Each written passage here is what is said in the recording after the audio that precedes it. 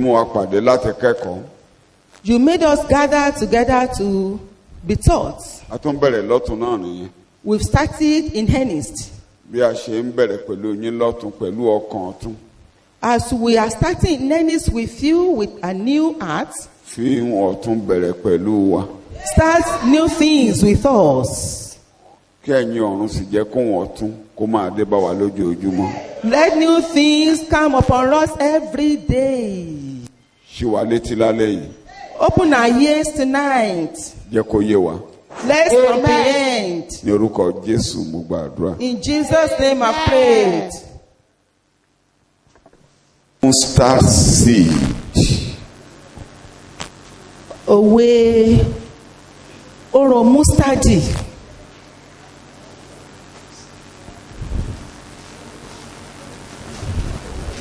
Àwọn òwe méjì tí ó máa tẹ̀léra nínú ẹ̀kọ́ wa yìí. The two parables that will follow each other sequentially in this teaching. Eléyìí tí a máa sọ̀rọ̀ lórí alẹ́ yìí wóró mustadi.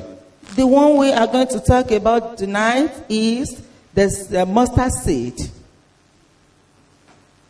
Àti eléyìí tó tẹ̀lé And the one that follows ìwúkàrà. Òwe ìwúkàrà is the parable of the living of the living. of the living. Ìgbà tí Jésù ń bá àwọn ọmọlẹ́yìn sọ̀rọ̀, When Jesus was speaking to his disciples, ẹ̀kọ́ yẹn ń tò léra bọ̀. that teaching followed one another consequentially. Eléyìí tó fẹ́ da ojú wọn rú. The one that wanted to confuse them Yẹn ni òwe epo tí ó kó. Eléyìí tí a wò kọjá. that one was the parable of the wheat and the wheat and the tares. Wọ́n láti lẹ́yìn ìgbà tí Jésù sọ̀rọ̀ ti mustadi àti ti ìwúkàrà, wọ́n láti wọlé. Jésù wá ní bàbá sọ ìtumọ̀ òwe epo tí ó kó fún wa. After he had told them about the parable of the mustard seed and that of the living, then he withdrew in so that his disciples asked him for the meaning of the parables. Tí epo oko ni wọ́n béèrè fún o. Okay, they asked question about the meaning of the wheat and the tares. Ìyẹn ni wípé ti mustadi àti ti ìwúkàrà ó yé wọn dáadáa. It means that the parable of the mustard seed and that of the living, they could comprehend, they understood very well. Gẹ́gẹ́ bí a ti gbọ́, As we heard, mustadi jẹ́ irúgbìn tàbí èso tí wọ́n máa ń rí ní ìlà oòrùn àgbáyé. that this is the common mustard which is found in hot countries of the east. Ó sì máa ń dàgbà, ó máa ń di igi, bó tilẹ̀ jẹ́ pé ewébẹ̀ ni. It normally grows greater among the herbs. It rises above its own class of plants and become a tree. Ewébẹ̀ ni o, ṣùgbọ́n ó máa ń dàgbà, ó ń di igi. It is a kind of vegetable, but it do grow to become a Tó tree. bá wá di igi tán, Once it becomes a tree, ẹyẹ ojú ọ̀run á jẹ́ ààbò fún ẹyẹ ojú ọ̀run. Ẹyẹ ojú ọ̀run á ṣe ìtẹ́ wọn sórí rẹ̀ gẹ́gẹ́ bí Jésù ti sọ nínú òwe tí a kà yìí. the birds will make their nest of the bird of the air lodge in the branches, according to what Jesus said. Nǹkan tí wọ́n máa ń rí lójoojúmọ́ nílùú wọn tó ó wọ́pọ̀ dáadáa. So it's common among them in their Kò dà wọ́n area. lójú rú. So it didn't confuse them. Nígbà tó ń fi ìjọba Ọlọ́run wé wóró mustadi, ojú wọn ò dàrú rárá, ó yé wọn dáadáa. When he compared the kingdom of heaven to that of mustard seed, they were not confused. They really comprehend it. so kó lè yé wa dáadáa. so that I'll be able to understand it. ẹ rí i pé ewébẹ̀ lásán ni. It's just a kind of vegetable, a plant. Herbs. Herbs, okay. Yorùbá ò lè dè fún herb. Herbs. Àwọn igi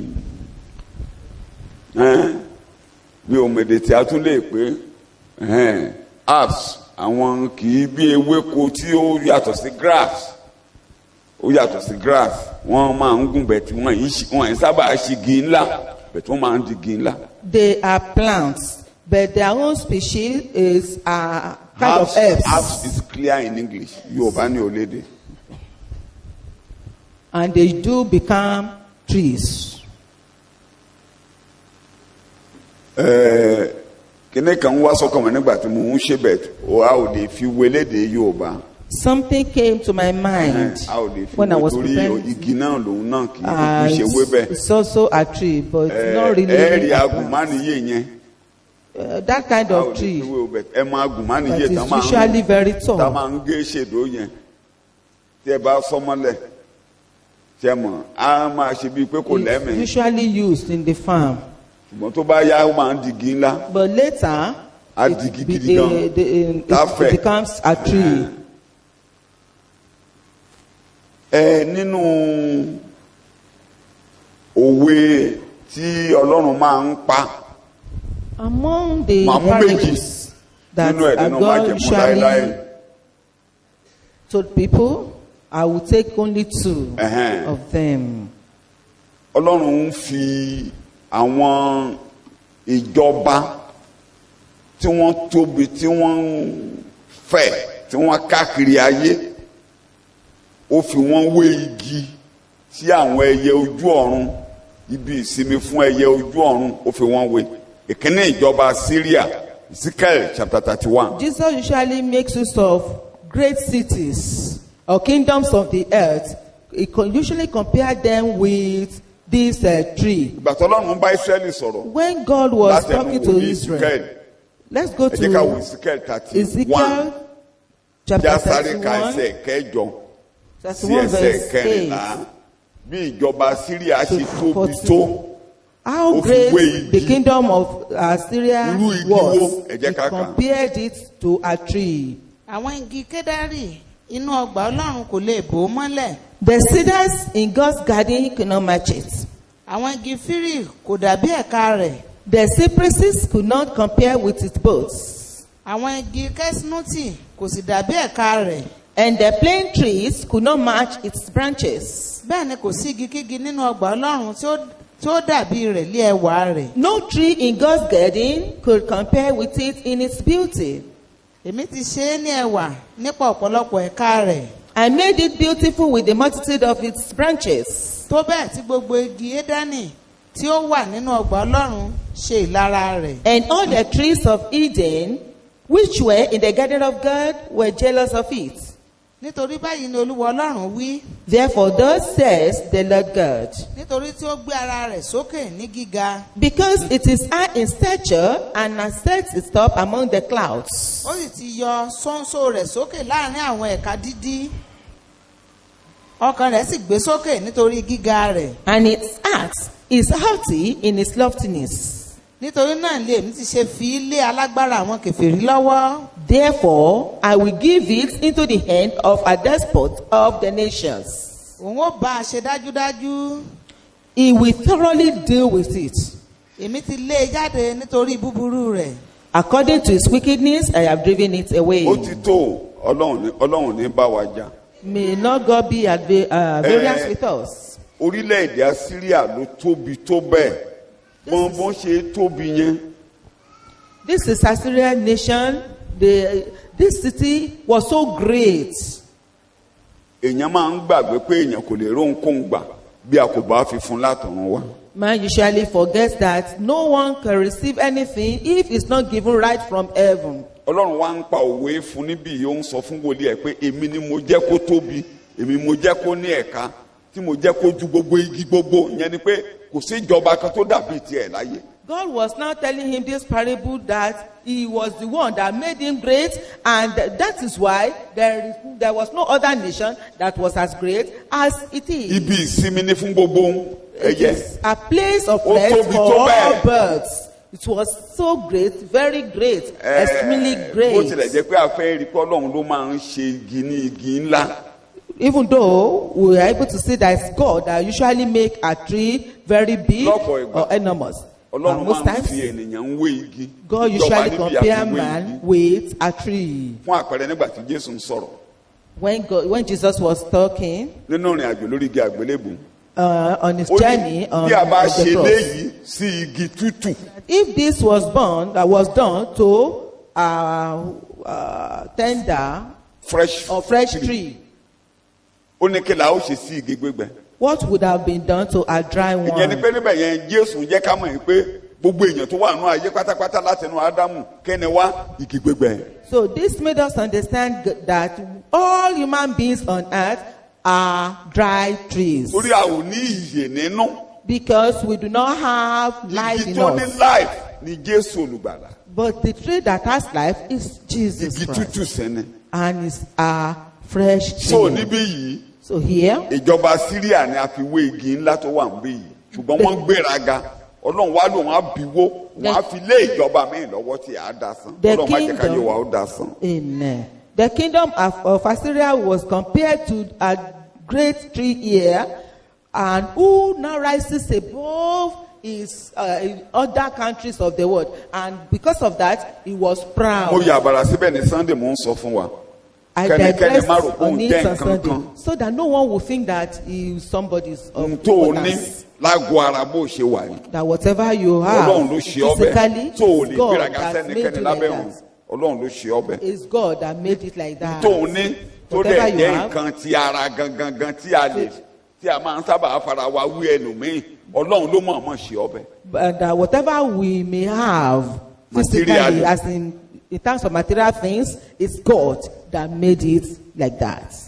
àgọ́ ara rẹ gangan Ọlọ́run ló mọ̀ọ́mọ̀ ṣe Your ọbẹ̀. physical being is God that made it, created it like that. materials ohun èlò ayé tó o ní Ọlọ́run ló ṣe ọbẹ̀. Whatever possessions you have is God that bí Ọlọ́run made ló it. ń fúnni lóhun gbogbo láti lò. Because God that gives things to man to use. bí a bá tó wá bọ́ sínú ètò ìgbàgbọ́ ìyẹn tiẹ̀ wá lágbára lọ́pọ̀lọpọ̀ torí gbogbo eléyìí tó wà ń bẹ̀ ẹ̀bùn tí ẹ ní. Because all other ones are Bíbélì pé just wọ́n ní gifts. ẹ̀bùn ọ̀fẹ́. They are free gifts. ẹ̀bùn ọ̀fẹ́ nígbà Free gifts. ẹ̀bùn ọ̀fẹ́ lẹ́ẹ̀mẹ́mẹ́mọ́ gbogbo àwọn Salvation is a free iṣẹ́ gift. ìránṣẹ́ tá à ń ṣe And ẹ̀bùn ní whatever ministry we find ourselves, they are gifts. tálẹ́ǹtì tí a ní ẹ̀bùn ní. The talents we have ẹ̀ẹ́dì is pé a nígbà tá à ń gift. kọ̀wé tálẹ́ǹtì afẹ́nìkan ní márùn-ún afẹ́nìkan ní ẹyọkan afẹ́nìkan ní mẹ́ta ẹ̀bùn ní. During the Gbà, parable of gbà. the talents, some are given 5, some 2, some 1. All these talents are gifts, wọ́n dẹ̀ fún ọ and you were given kì í ṣe fún èlò ara rẹ not for your own use, torí alone, àwọn ẹlòmíràn. but because of others. tí a bá ti lù sí focus pé torí àwọn ẹlòmíràn lọ́lọ́run ṣe ṣe wá bó ṣe ṣe wá ènìyàn á rì á dẹ̀ máa gbéraga. Once you puff yourself up or you are haughty, meaning that you have more, you have something no that tó bá others ti don't have. gbàgbé pé Okay, if you a are fún ọ ní forgotten, ẹ̀bùn a fún ọ ní tálẹ́ǹtì pé kó o lò fẹ́lòmíì wà gbéraga. it means that if you are forgotten that you are given talents or gifts to use on behalf of others, then you will puff up bó o and bá ti become lò wà gbéraga. proud. bó o bá lò wà gbéraga. And if you don't make use of it, then you will puff up. tó o bá ti ń kó jọ tó ń But nìkan if you ṣe just wà gbéraga. gather it for yourself alone, then Tó bá yá you wà will be dáadáa. proud. You become haughty. Ọlọ́run ní bá wa jà o. May God not fight against kì í us. ṣe mo kàn yàbàrà síbẹ̀ yẹn ni ṣùgbọ́n kó yá rí ìkejì ìjọba Bábélì The second kingdom is Ní ayé- the kingdom of Babel. Nebukadnesari ọba During the reign of King tí Ọlọ́run Nebuchadnezzar, pe Nebukadnesari gan ní òjíṣẹ́ òun. that God called Nebuchadnezzar himself Igi ńlá ni. his servant. Igi ńlá ni. He was a Orí great kẹrin king. ẹsẹ̀ ìkẹwàá sí kejìlá péré ká má kà yòókù ibi tó yé wa Dáníẹ́lì orí kẹrin ìwé Dáníẹ́lì orí kẹrin igi ńlá ni was báyìí a ni ìran great orí tree. mi lórí àkéte mi ọba ló ń lálàá o yes mo rí sì kíyèsí The visions of my head as I lay on my bed were these. I saw and behold, igi kan dúró lé àárín ayé gíga rẹ̀ sì pọ̀ gidigidi there was a tree in the midst of the earth, and its height was great.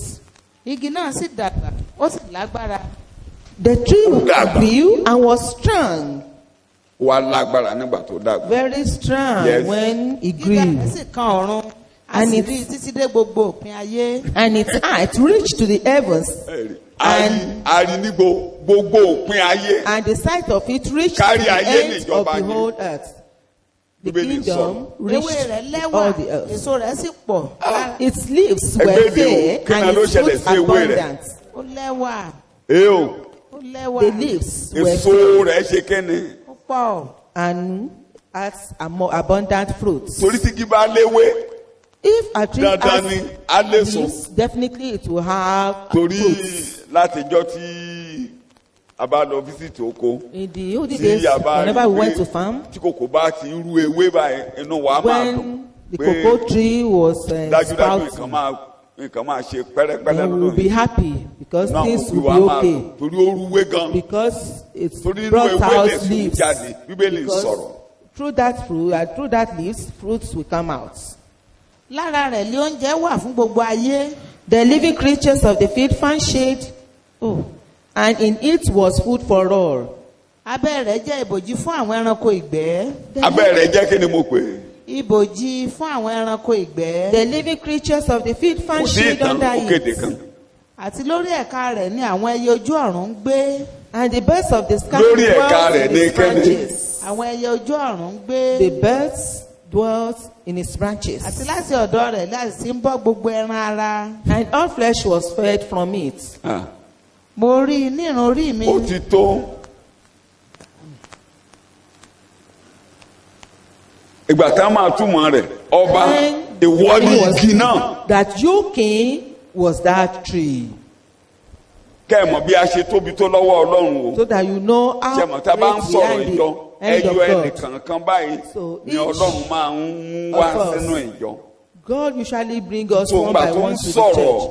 When he was wóró speaking, mistadi this mustard seed ó dàbí èso tí a gbìn ní ẹrí òwe afúrúgbìn ó mú èso lọ so wóró mustadi sower was taking the gangan mustard seed èso to tí the a ground. gbìn sínú ọkàn ọmọ ènìyàn That èso mustard yẹn seed is ló a mú seed ìgbàlà wá planted into the heart Àwọn of tí a man, bí which nípa èso brought yẹn. forth salvation. àwọn yẹn là ń sọ níbí Those that were born tí a bí through that sí seed ìjọba ọlọ́run were born into the a máa ń kingdom bí of ìyàn God. síbẹ̀ ni àìjogún Life ẹ̀ was usually life is usually put in it.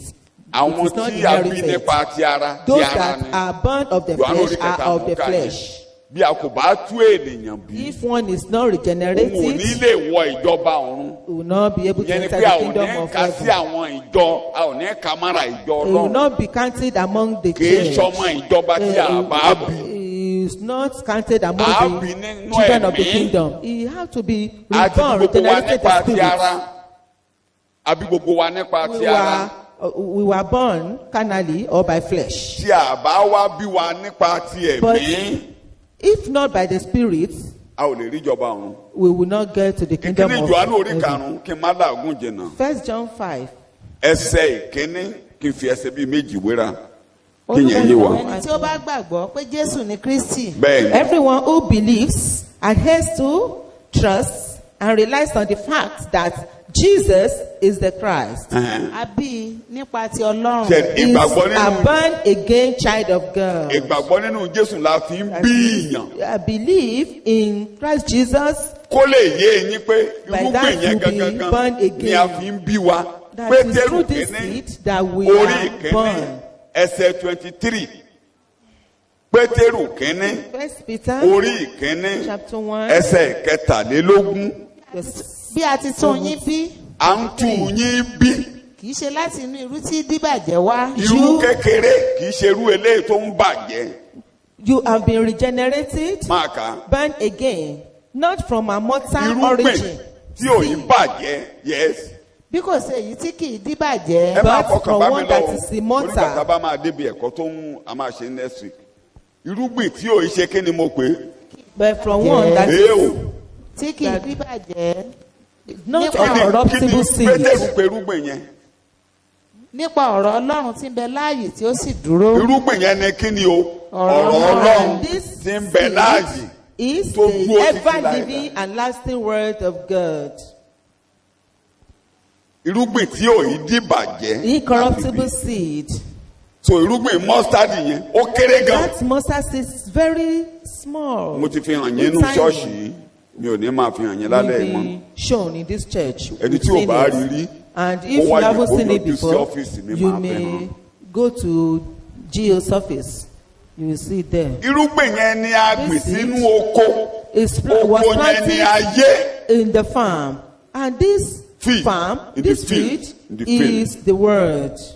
irúgbìn yẹn la gbìn sínú ayé tí ń ṣe sínú oko tí ń ṣe ayé. This seed was planted in the field, which was the word. ẹ o ìyẹn ti yé wa so We've àwọn tó bá understood tẹ those that tí a bí nípa accept ọ̀rọ̀ Jesus, Ọlọ́run. that were born by the ever-living word of God. irúgbìn mustard wọnú ayé wọn a bí wọn Since nípa that ti Ọlọ́run this wọn mustard ò ju seed has kékeré. entered into their lives. ẹ rí irúgbìn yẹn This ó ní ó is very kéré jù small wọ́n ti mọ́ sí seed, kókó very, kẹta very small, ó kéré jù the tiny. least of all seeds. Ló kéré jù ní chapter gbogbo Matthew èso. chapter 13 mo sọ́ọ̀rì ó yẹ kí n tẹ ká 31-32 Matthew 13-31-32 owó ìlú pa fún wọn. yes wípé ó dàbí wóró irúgbìn mustadi kan yes èyí tí ọkùnrin kan mú tí ó sì gbìn sínú oko rẹ̀. ó mú bọ́lá agbè sí inú oko rẹ̀. This man took it and so ó ti planted yé wa it bẹ́ẹ̀ in yẹn pé his field. inú ayé la gbìn àwọn kìrìsìtẹ́nì sí àwọn tí a bí nípa The ọ̀rọ̀ Ọlọ́run Christians that were regenerated, inú ayé la jù wọ́n sí they are planted in the word. yes èyí tí ó kéré ju gbogbo irúgbìn lọ. ẹ̀rí bẹ́ẹ̀ yẹn kò jọ ni lójú ó kéré gan Very ju gbogbo small. irúgbìn lọ Very small among ju ewé bẹ́ẹ̀ lọ other seeds. yes ṣùgbọ́n nígbà tí ó dàgbà ó tóbi ju gbogbo ewébẹ̀ lọ ó sì di igi. ó dàgbà ó wá ju àwọn apps And ìwé bẹ́ẹ̀ lọ kò ń ṣe pé ó tún It wá was jù wọ́n lọ above, it Ó grew di igi. above all Ó di other igi. herbs, Ẹ máa and kà. it became tó it bẹ́ẹ̀ became tí àwọn a ẹyẹ tree. ojú ọ̀run sì wá wọ́n ń gbé orí ẹ̀ka rẹ̀. gẹ́gẹ́ bí ìjọba bábélì ìjọsí Just like the ẹyẹ kingdom ojú of ọ̀run wá Babel. wọ́n ń ṣe kẹ́ni The birds of the year Ew. now came wọ́n ń gbé orí ẹ̀ka came and have their nest. abẹ́rẹ́ jẹ́ ààbò fún ẹranko ìgbẹ́ The under the tree ewé rẹ̀ becomes, lẹ́wà a shade for the birds of Tí the ẹyẹ air. wá ń bà These síbẹ̀. are very beautiful to the extent that the birds make their nest in it.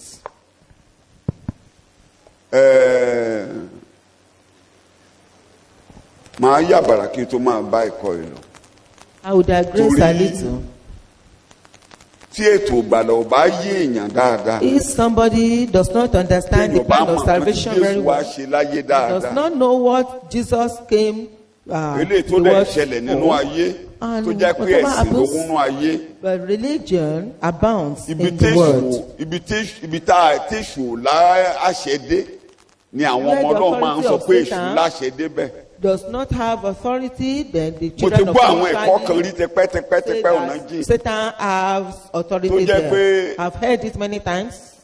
ẹyẹ ojú ọ̀run yẹn That wọ́n the ní best èṣù ló of wá them, dúró lórí ìjọ that tó ń it jẹ́wé was- ìjọ tó ń bàwẹ́ It ìjọ was jẹ́. the devil that came and ibi ate tọ́lọ́run the ibi leaves of the èṣù church. lágbára débẹ̀ yẹn ọlọ́run ò jẹ́rìí Satan kò sí didn't èṣù have nínú ètò power to ìjọba that àwọn yìí extent. ẹ rí i pé ibìkan tí èṣù yọjú sí tí èṣù yọjú Satan sí was completely Ibẹ̀ absent ni here. Where èpò. Satan was seen kí ni mo ló ṣe was in the midst of the Kí mo ló ṣe? tears. ó gbin èpò sínú He oko planted ó jù tears síbi tá a lè in ká the máa wá field where the weeds kò dé are. nítumọ̀ sọ́lọ́run And this didn't have Kí mo any ní kó meaning ṣe? to God. kò ní nǹkan kan ṣe pẹ̀lú ìjọ It does not have abẹ́ anything to ìgbèdè do rẹ̀ with the ẹ church. jẹ́ kí wọ́n ṣe kéne Let them grow together. bí mo ṣe ṣàlàyé yẹn fún wa. I've already wọ́n explained lọ́ this mọ́ra to báyìí ni wọ́n lọ́ mọ́ra you. ni. They mingled ṣùgbọ́n together. kò lè irúgbìn ọ̀tá yẹn kò lè But pa this seed ìjọ of the lára. enemy can never Kò sí bí èèyàn kill búburú ṣe lè pa yín lára nínú ayé. the kingdom of God. Ẹ̀ẹ́jọ The máa children tajà. of the kingdom in Ẹ̀ẹ́jọ máa the jẹun. world. You Ẹ̀ẹ́jọ will máa be gbé ilé eating, ayé. growing together. Ẹ̀ẹ́gbẹ́dẹ̀ You will Paul live ní. together, dwell together Ó in ní the tí mo world. bá ní kí ẹ má bá àwọn aláìgbàgbọ́ rìn tún bá ní kí ẹ má máa If- kí wọn ó ní If ẹ I jáde say you kúrò not fún to ayé have any dealings with so the àárín wọn lẹ̀ ń unbelievers, gbé. then because you dwell Bàbá pé together tí Paul with náà ló pe them, ní you are living ẹ ń gbé among them. láàárín àwọn oníwà. You live among the people of perverse Wọn ò lè attitudes. kì í ṣe pé wọn ò lè pa yín lára. They can never harm you. Kí wọ́n ní wọn ò lè ṣe. They can never harm you. Jésù ti ṣàlàyé yẹn nínú òwe ó ti fi kọ́ àwọn ọmọ lẹ́yìn kó tó lọ. Jesus have already explained this Wọn ò lè pa before. yín lára rárá. They can never harm Ìgbà you tó at tún all. gbàdúrà bí olórí àlùfáà ó ní mo fi yín And sílẹ̀ when nínú he came ayé as I ó ní that ẹ I má am mú wọn leaving you kúrẹ̀ there. ẹ má mú wọn kúrò nínú ayé Don't ṣùgbọ́n take ibi ò them out ní of bá the yín. world. But no evil Mo ní kò will ní befall bá yín. you. No evil will befall you. So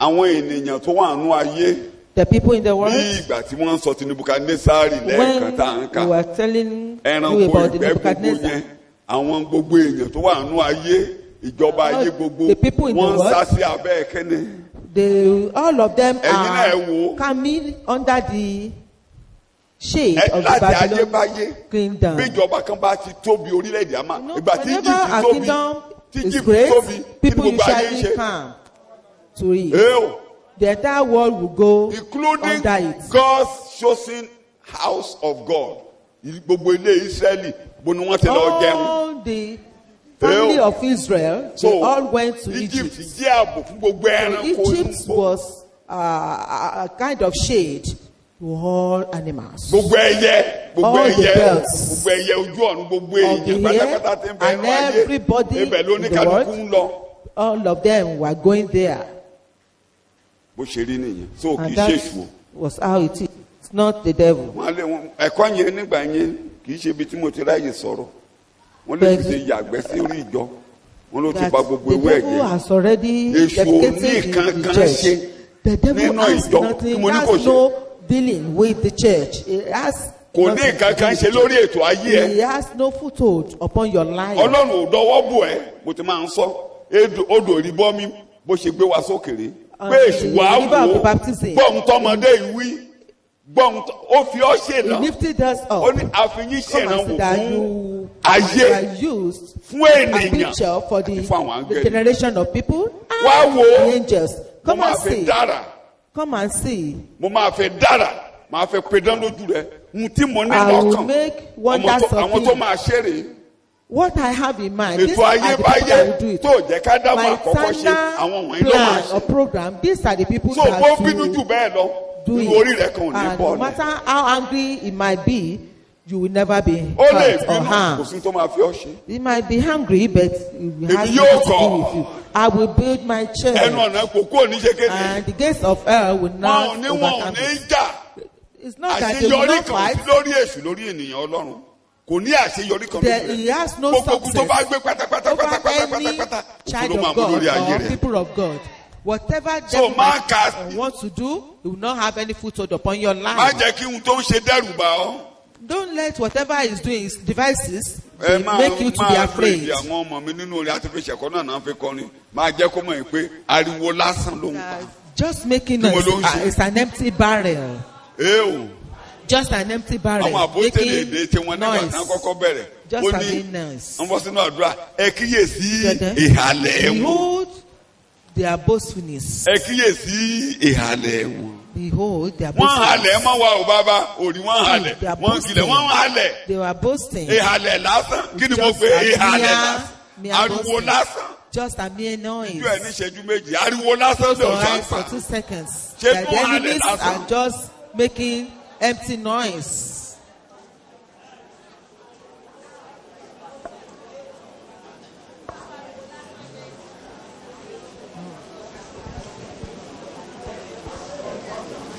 Jésù Olúwa wa. Jesus name our Lord. Àfi gbọ́dọ̀ gbéraga mi ò lè ṣaláyà tó fẹ́ nìkan torí mo ṣe kábẹ́lì yẹn ló ń mí sí mi. A ò gbọ́dọ̀ gbéraga ẹ máa gbọ́. Wọ́n ní òun ló kéré jù. Abẹ́ẹ̀ka ó kéré jù ní gbogbo èso ewébẹ̀ pátápátá is the smallest. The herbs of the field. Ọlọ́run nìyẹn. That's God. Bọ́lọ́run ṣe mọ̀ọ́mọ̀ nìyẹn. That's how God deliberately did it. Ọlọ́run ẹni tí ń pe ohun tí kò sí bí kò ṣe kéde. That caused something that does not exist as if it exists. Ẹ̀kọ́ Paul àwa yé wa. Ẹ̀rí pé nígbà táwọn apostoli bẹ̀rẹ̀ Acts chapter 4 verse 11. Wọ́n kíyèsí wọn pé ẹ wo àwọn wọ̀nyí aláìlẹ́kọ̀ọ́ àti aláìgbédè. And they are Acts 4:11. Aláìkẹ́kọ̀ọ́ àti aláìgbédè ẹ̀ka jáde ni wọ́n. Àwọn ìran tọ́lọ̀ ń kọ́kọ́ lò irúgbìn àkọ́kọ́ tó jáde sí ayé nínú ìjọba ọ̀run Bíbélì ń sọ̀rọ̀. Acts 4:11 Bíbélì ń sọ̀rọ̀. Ṣé àwọn apostoli orí 4 ẹsẹ̀ 11. Èyí lé òkúta tí a ti ọwọ́ ẹ̀yìn ọ̀mọ̀lé kọ̀ sílẹ̀. No. Acts 4:11. Àwọn aláìkẹ́kọ̀ọ́. Nígbà tí wọ́n sì kíyèsí ìgboyà Pétérù Jòhánù tí wọ́n sì mọ̀ pé aláìkẹ́kọ̀ọ́ àti òpè ènìyàn ni wọ́n. Ẹsẹ̀ ìkélò nìyẹn. 13. Ẹ má bínú. Ẹnu yà wọ́n sì wòye wọn pé. Aláìkẹ́kọ̀ọ́ ẹwọ́ èdè ńlá yẹn òpè. They are unlearned, they are ignorant. Òpè. Ignorant Ṣé people. Yorùbá lè sọ pé òpè ni ọ́? That for someone to call you ignorant, won't you be angry? Òpè ni ọ́. O mọ̀. You are just ignorant. You are unlearned. Bọ́n ṣe rí nìyẹn. And that was Kó wa lè how yé wa they báyìí. were. Ẹ lo Amplified Bible Translation kó lè yé wa. 1 Corinthians chapter 1. Very insignificant. Ó kéré púpọ̀. Verse 26. 1 Corinthians 1:26. Ẹ sáà wo ìpè yín ará. For simply consider your own called brethren. Bí ó ṣe pé kì í ṣe ọ̀pọ̀ àwọn ọlọ́gbọ́n ènìyàn nípa ti ara. Not many were considered to be wise according to human estimates and standards. Kì í ṣe ọ̀pọ̀ àwọn alágbára. Not many influential and powerful. Kì í ṣe ọ̀pọ̀ àwọn ọlọ́lá lè a pè. Not many of high and noble birth. Irúgbìn tó kéré jù tí ò tó dàbí Every pé kò tiny wúlò seed, tí ò as jọni if it's lójú of no importance. tó kéré tí ò Very ṣe tí a ò lè tiny, kà sí small. ní ayé tí ò lágbára ní ayé That does not tí ò have jọni power, lójú ní ayé that tí ò tó nǹkan kan. No importance. Ọlọ́run máa ń mà lọ God mú wọn. deliberately took. Ọlọ́run ní ète God has so kì í ṣe pé ó jẹ́ ọlọ́lá not that kì í because ṣe you bí are àṣetó noble, not àwọn òpè great, àwọn not as great as aláìkẹ́kọ̀ọ́ you, but àwọn the aláìlágbára ignorant, the unlearned, àwọn without power, aláìníyìn àwọn those ayé tí ò without, níyìn without àwọn ayé honor, tí ayé ò kà without any sí praise, those kúlò that èdè àwọn do not have wèrè any noble, wèrè ayé any nobility, kí ni mo pè é. those that are considered Mo fools rántí of ìgbà the tá a ṣẹ̀ṣẹ̀ world. gbàgbọ́. I remember when we just gbàgbọ́ bọ́ọ̀nì tí ì pọ̀ ẹ̀sùn náà ń pè wá. we were called Ẹ̀sùn that time. ẹgbà tẹ bá yé jẹ́ tán lẹ ṣẹ̀ṣẹ̀ wá After you sọ́dọ̀ Jésù. ruined the world, you now believed you believed Jesus. Ta ni ò bá yé jẹ́? Jesus. Who doesn't want to enjoy the world? Mo ń bèrè ní ta ni ò bá yé Only jẹ́? asking. Látijọ́ tá a Who dábò does ti not enjoy the ṣe ta ni ò world? bá yé jẹ́? Oh, who hasn't Bàbá destroyed J.K. the world? Solomon. Baba J.K. Nígbà tí Solomon, bàbá wà láyé. when he was Ó ṣe alive, ẹ̀kọ́ kan tipẹ́tipẹ́ in the 70s. he taught us. Kó bá jẹ́ pé ayé òde òní ni bàbá ṣe wà láyé. I didn't be that Bóyá man was still alive now. ẹ̀kọ́ ẹ̀jẹ̀ ẹ̀ṣẹ̀ wà relevant gan It lónìí. was just not quite Ó long ní ọ̀rọ̀ that Nàìjíríà his preaching oníṣòwò kan tó has ṣẹlẹ̀. impact. Ó lóníkálukú wa ló gbé pọ́npọ́n dání. All of us were holding Ó lẹ́nìkankan ó gbé pọ́npọ́n dání. sticks. We are holding sticks. Àwa ń jìjàkadì. And we Pé are èmi ló kọ́kọ́ máa wò mọ́lẹ̀. wrestling that I'll be the first one to crush it, to Ó ní destroy gbogbo wa it. pátápátá ló gbégi pọ́npọ́n All dání. of us are holding Ó láàdẹ̀ ń jàn mọ́ pé our sticks èmi ló kọ́kọ́ máa wò. that I'll Èmi be ló the kọ́kọ́ máa first wò. person to Èmi ló crush kọ́kọ́ it, máa to wò. destroy it.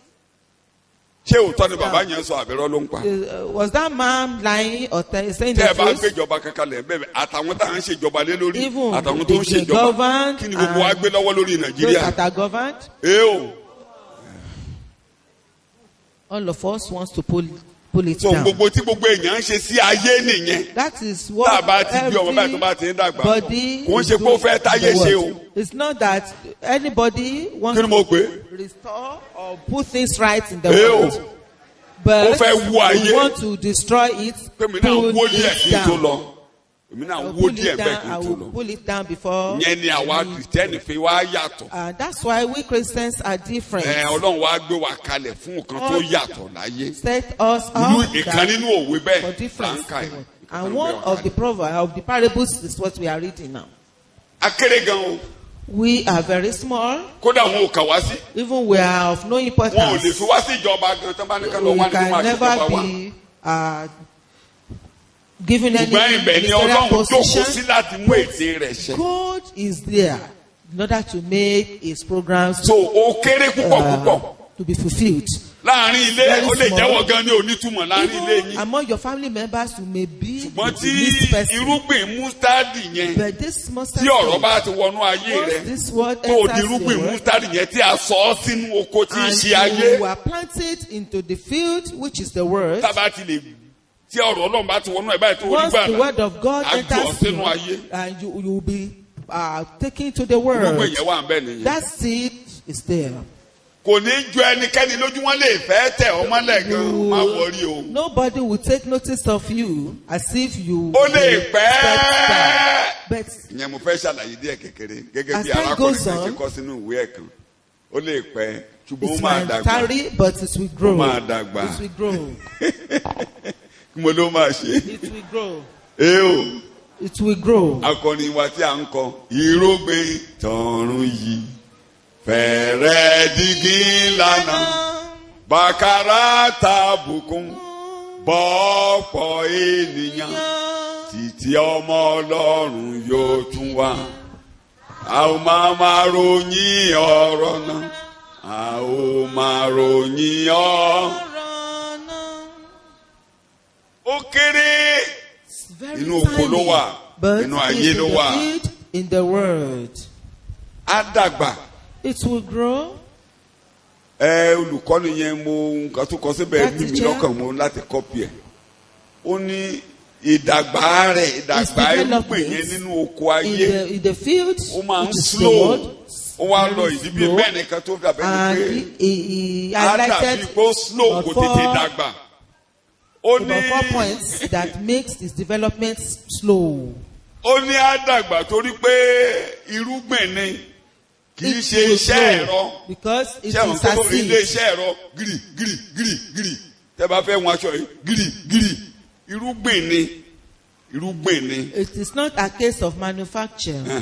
irúgbìn ní inú ilẹ̀ lẹ It sọ́ọ̀sì is a seed which is planted in the field díẹ̀ ní ara máa and pẹ́ kó bá ti ṣe will ẹ̀rọ be growing ó little by lè little. tó bá ti sẹ́ẹ̀tì But gbogbo if ẹ́ńjì it's a tẹ́ bá ibi tá ti ṣe manufactured mọ́tò yẹn thing, ẹ̀mọ iye tán máa ń ṣe something jáde that is lọ́jọ́ kan manufactured. tó bá ṣe iṣẹ́ ẹ̀rọ ni If aṣọ tó wà it lọ́rùn is mi like the wọ́n lè ṣe tán bá ṣe kéré jù wọ́n á ṣe putting on- 1,000 lọ́jọ́ kan. Or maybe Torí just ṣìṣì 1,000 will be wọ́n máa manufactured. rọ́ọ̀ṣì ẹ̀sẹ̀ bẹ́ẹ̀ ni kárárárárárárá Just tó bá be ti kó rushing lẹ́ńjì it kan abọ́ sí from ẹni one lẹ́ńjì engine tó to bá ti kó níbi kan another. abọ́ sí kejì ọ̀tọ̀ lẹ́ńjì tó máa bọ́ tì ní rẹ̀ Until ọ̀tọ̀ becomes- lẹ́ńjì tó máa gbé tinú ẹ̀ sí a máa ti ibìkan bọ́ sí kejì tẹ́ bá rí ibi It kan is ti from ṣe one mọ́tò engine yẹn to another. á sún yín ṣùgbọ́n Once tó bá ti finished tinú ẹ̀ńjì product. kan bọ́ tá máa bọ́ sí kejì tá máa tó sí tá máa ṣe sí before you know it mọ́tò ti jáde and in a day wọ́n á ṣe ju 500 ní It's a factory car kan. or vehicle from one engine to another until it Manufacture becomes. ni ṣùgbọ́n irúgbìn irọ́ o But a seed,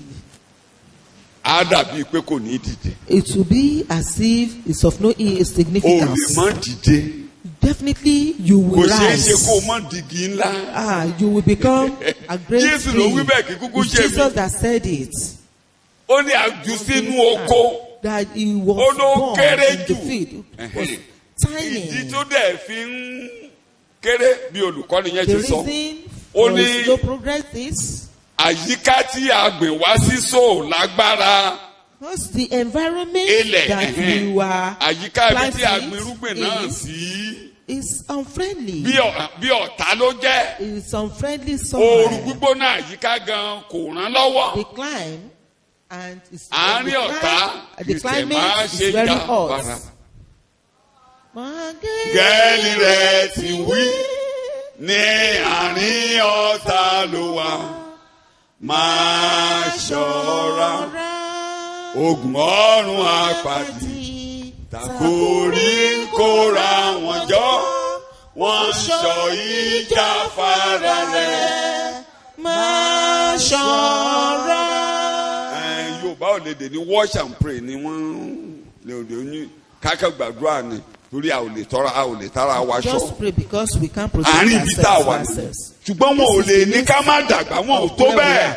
But they can never say that we shouldn't grow. Wọ́n kàn bínú ni. They are just angry. Wọ́n kàn sọ̀rọ̀ àwọn dọ̀tá ohun rere ni. They just turn themselves into enemies Onísàmù ti of sọ progress. ìwọ tẹ́ tábìlì oúnjẹ sílẹ̀ níwájú lójú ta ni. Set a table before me. Lójú wọn ló máa dáa fún wa. Amen. They shall dwell with you in their presence. Lójú wọn lẹ́ẹ̀ dìgì ńlá. You become great trees in their presence.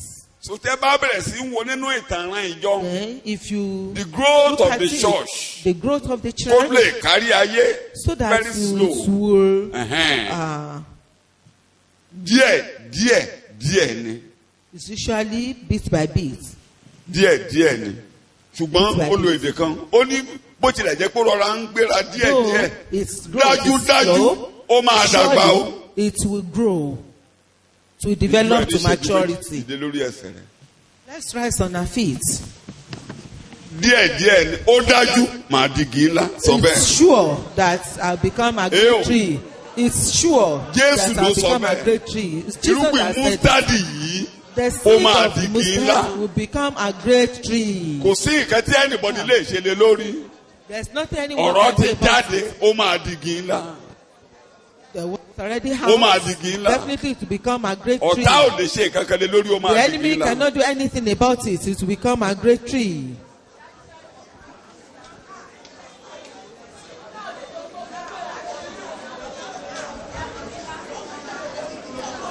Ní orúkọ Jésù Kristi, Olúwa wa ni a gba àdúrà. Amen. Ẹ jókòó. Let's sit Ibi down. tí a ti máa ṣàlàyé díẹ̀ kékeré. Náà ni This is ẹ̀rí where gbàtà our ń ka ti words Daniel à ń wo When we were Bábélì yẹn. reading Daniel and Ẹ̀ka rẹ̀ dára. Babel, Jésù náà tó its ṣàlàyé. branches, Ẹranko, beautiful. ẹyẹ ojú ọ̀run. the animals sọ ọbẹ̀ and dìde. birds, they made Adigi ńlá. a place of protection. Definitely to become a great Kò ń tree. ṣe pé ó ẹgbẹ́ èdè kan tó ń lò ń bẹ̀. Just listen. Ó máa tayọ àwọn ẹgbẹ́ rẹ̀. It will be above Ẹgbẹ́ èdè tó ń lò fún its Daniel. mates. Ẹ̀mí tí tayọ wà níkẹ́ni. The spirit of excellence. Ó tayọ ju àwọn ẹgbẹ́ rẹ̀ kò tayọ ju àwọn ẹgbẹ́ rẹ̀. Daniel Díjú ẹ̀ definitely máa tayọ ju àwọn ẹgbẹ́ rẹ̀. he was above Torí ẹ̀mí his tí mates. tayọ ló wà lára mi. Because the spirit of excellence Ẹ̀mí is tí in tayọ me. ló wà lára mi. The spirit of excellence Dandan ni is mo in gbọ́dọ̀ me. tayọ nínú ayé Then eléyìí. surely I will Mo succeed. máa tayọ nínú ayé I will eléyìí. succeed in this world. Irúgbìn yìí máa ga ju àwọn This ẹgbẹ́ seed rẹ̀ nínú will oko. Be above his others in the field. Jésù Olúwa wa. In Jesus' name, Lord. Ẹ̀làjú ẹ padà sí Ezekiel Let's go back 31. to Ezekiel Wọ́n ní 31. gbogbo igi igbó kò sí tó dàbí That rẹ̀. among the trees of the field, there's no one like him. Ẹbẹ̀ ní ẹsẹ̀ kejì gan. Ẹbẹ̀ ní ẹsẹ̀ kejì. Let's start from Ọmọ verse ènìyàn. 1. Bẹ́ẹ̀ni Sọ fún Fáráò ọba Egypt àti fún ọ̀pọ̀lọpọ̀ ènìyàn rẹ̀ pé 31 ló ń kà verse 2 yes. ta ni ìwọ jọ ní títóbi rẹ? Kíyèsí àwọn ará Síríà ní igi Kédárì ní Lẹ́bánónì. Ṣé ń gbọ́? Àwọn ará Síríà ní kíni? Igi The people of Kédárì Ẹ máa kà ó. ní Bó ṣe tó Lẹ́bánónì. láàrin igi mo fẹ́ kẹ́ ẹ rí oko lè wú Asida, bó ṣe tó nínú ayé. Lebanon. This is how great Ìdí you tí are in Asídà the fi world. débẹ̀ ni pé Ọlọ́run gbé ọwọ́ lé. Mo lọ́lọ́run ṣe. It was so because Ó ń God tọ́jú ẹ̀.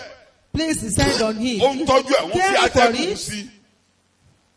Torí Ọlọ́run ń tọ́jú ẹ̀ yẹn. Ẹ wá wo bó God ṣe rí cares for láàrin it. igi. Tí ó lé Bíbélì ẹ̀ka sọ̀rọ̀. dáradára. It is. Tí ó lé ẹ̀ka dáradára. With fair branches. Ó wá ní igi Kédárì láàrin igi. Ó wá ní ẹ̀ka dáradára. Tí ó sì Fair ṣí branches. jìbò ni. Eo. Tí ó sì ṣí jìbò ni. With forest-like shade. Yes. Tí ó sì ga. Ó ga. And of high Ṣóńṣó stature. orí rẹ̀ sì wà láàrin àwọn ẹ̀ka bíbò. With its top among the thick buds. Omi sọ ọ́ di ńlá. The waters nourished it. Kí ló Ibùgbé sọ de ńlá? omi. Water. Má fomi ṣeré o. So don't play with waters. Kí ni omi? ọ̀rọ̀ Ọlọ́run. mo ní kí ni omi. This water kí ló and sọ the word igi of yẹn di ńlá. God. What Omi. makes this tree be O lè di great ńlá láìsí is omi o. water. You can never be great without kí ni mo water. wí. You can't be great without Ew. water. kí ló dé tẹ̀ ń bomi sí nǹkan tẹ́ ẹ̀ gbé Why nígbà do you ọ̀gbẹ́lẹ̀. water or wet what you have Nígbà planted ọ̀gbẹ́lẹ̀. during the dry kí ló dé tí season? àgbẹ̀ ń bẹ̀bẹ̀ fún òjò. Why are the farmers asking for rain? tẹ́ bá gbé nǹkan sóko tó jò bá rọ̀ If you mẹ́wàá plant láti bá something gbogbo in àgbẹ̀ your field pátápátá. and there igi is no igi rain, tí ò bá rọ̀jò ó máa gbẹ dànù. any tree without rain, omi will dry up. omi water ọlọ́run ló bomi rín. is God that ọlọ́run dẹ̀ ń waters. bomi rin wá tó And bá ti God ń is gbọ́ bíbélì watering tó ń us. kà á omi Whenever ló ń mú kì you are í listening to the dàgbà Bible, you are o lè reading it. dàgbà It láì is water that sẹ́kọ̀ọ́ will make you grow. o lè You dàgbà can láì never bíbélì grow Olówó without wà fúnra Bible, rẹ. without Wàhálà. teaching, Ìjọba without náà ni mò ń listening to the lọ. message. Láì I'm sómi, going to wàá the gbẹ. kingdom of God. Without water, you will dry up. mo sọ díẹ̀ ǹjọ́ Sunday I said lórí ọ̀rọ̀ bíbélì Sunday.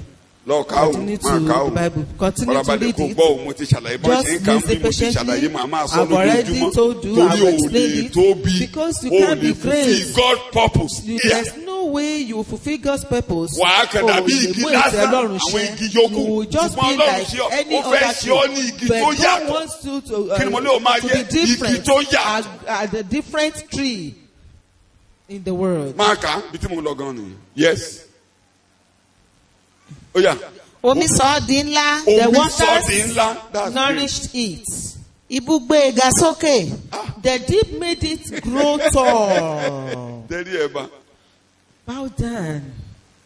Olúwa jọ̀ọ́ ràn mí lọ́wọ́ Lord, help me. ràn mí lọ́wọ́ Help me. kí n máa wẹ̀ nínú agbada Help omi me, O Lord, to wash myself in Ràn mí the lọ́wọ́, basin of Ọlọ́run. water. Help me, O kí Lord, ibú omi rẹ lè sọ mí di ńlá so that kí the ibú omi rẹ lè gbé deep mi of sókè waters will láàrin make ayé me tall among the ràn mí world. lọ́wọ́ Olúwa Help me, O mo Lord. jura mi sílẹ̀ fún ọ̀rọ̀ Father, rẹ I surrender mo myself. tẹríba to fún you. bíbélì tí ń ṣe ọ̀rọ̀ I rẹ bow down. Jọ̀ọ́ ràn mí lọ́wọ́, I humble Ọlọ́run, ràn mí lọ́wọ́, myself to the Ọlọ́run. word of God. inú omi ló Lord, jókòó please sí help ibẹ̀ me. ló jókòó sí You o are in these waters. Lord, help me. Help me, O Lord. ní orúkọ Jésù Kristi Olúwa wa ní agbàdúrà Our Lord. máa kà Amen. Ó fi àwọn odò ńlá rẹ̀ yí oko rẹ̀ ká.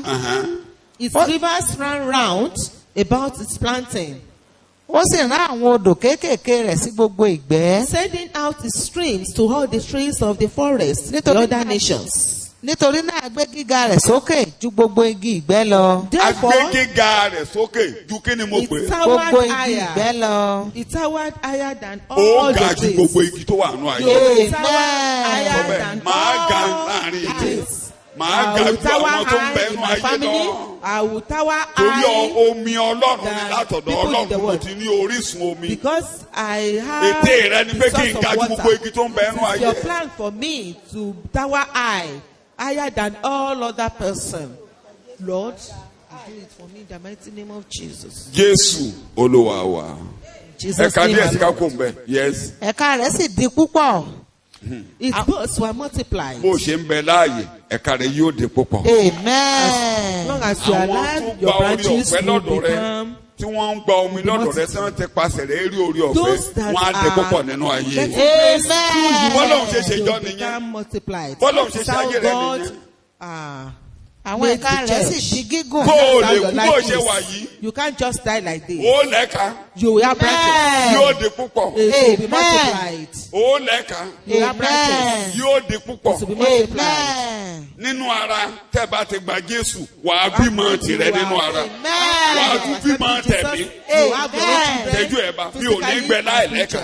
I Mi ò will ní never kú die láì lẹ́ka. without branches. I will Dandan ni o not gbé mi die kalẹ̀ kí without n ní ẹ̀ka branches. púpọ̀. You have set me up, O Lord, ète rẹ ni kí ẹ̀ka mi to kó di have púpọ̀. branches.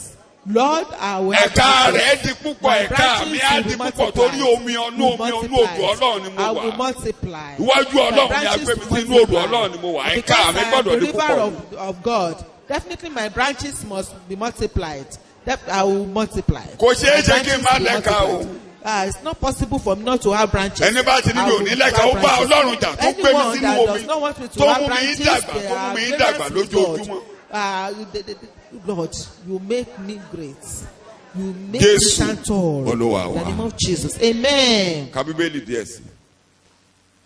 àwọn ẹ̀ka rẹ̀ sì di gígùn nítorí ọ̀pọ̀lọpọ̀ omi. And its branches became long because there was much Ẹ má water gbàgbé o. when Nígbà tí they ó were yọ wọ́n short. jáde. Kí ló ń mú When gbogbo they were rẹ̀ ń short dá a of. sí bí a ṣe ń ka What yìí? makes this There is an omi emphasis on something tall? here. omi. Water. Water. omi. Great emphasis on water. Nǹkan tí à ń tẹnu mọ́ òun náà ni omi. Great emphasis on water. Ohun tí à ń tẹnu mọ́ òun ni omi. Tí ò bá ti sómi, ẹ̀ka If there's kan á no gbẹ. water, the branches will dry up. Bíbélì rẹ̀ ń kà. gbogbo ẹyẹ ojú ọ̀run kọ́ ìtẹ́ wọn nínú ẹ̀ka rẹ̀. Tí mo ń lọ ní ẹyẹ ojú All ọ̀run. the birds of the Yes. heavens made their nest in its boughs. àti lábẹ́ ẹ̀ka rẹ̀ ní gbogbo ẹranko ìgbẹ́ bí ọmọ wọn sí. And under its branches, Gbogbo all the ẹranko wild ìgbẹ́, beasts kí ni of wọ́n the ṣe? field wọ́n bí ọmọ wọn brought sí forth abẹ́ their ẹ̀ka young. Kí ni wọ́n ṣe ẹ̀yin ọmọ They Ọlọ́run? brought forth Àbí their ọmọ wọn young sí. under its branches. Ó ti tó. Bí tí mo ń lọ nìyí.